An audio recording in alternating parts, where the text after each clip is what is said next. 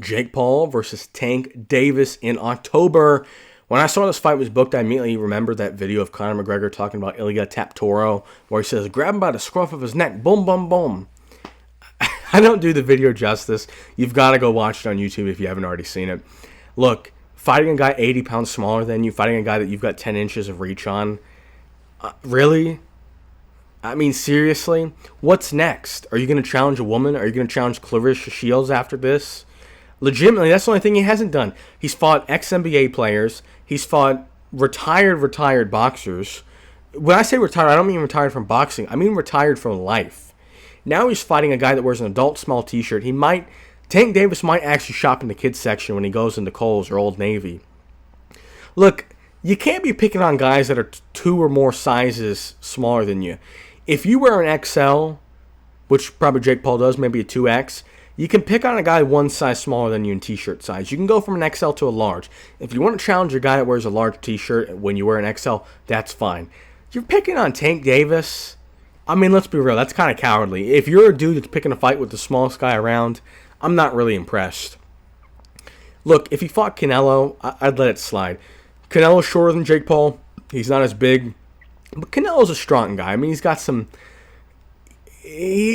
muscle to him. And, you know, if they face off, Jake Paul's not twice his size. Jake Paul's bigger, but if he fought Canelo, an elite boxer who's a little bit smaller than him, I'm going to let that slide. You can't have an 80-pound size differential on a guy when you're boxing. I mean, seriously? 80 pounds? I mean, I can't even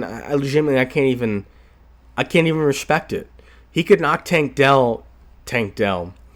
Davis out. He could send him into the stands, and I'm going to be like, okay, cool, you beat a little dude. Are you going to fight somebody your size, close to your size, that's not 70 years old? My prediction for the fight is Jake Paul wins. He's probably going to knock him out. I mean, look, Tank Davis, he's fought people taller than him, not as tall as Jake Paul, not as rangy as Jake Paul. But Ryan Garcia was mostly damaging with that left hook, that short left hook.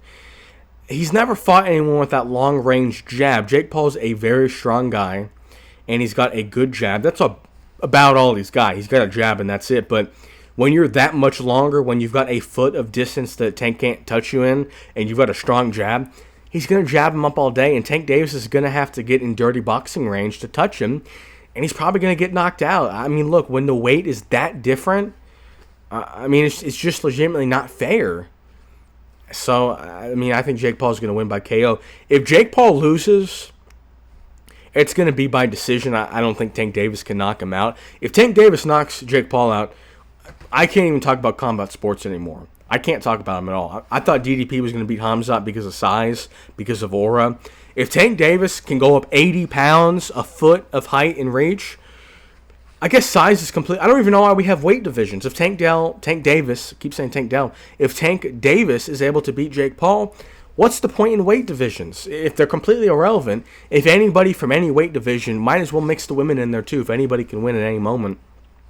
But I think Jake Paul will probably knock him out in the second or third round. And he will gain zero respect from me.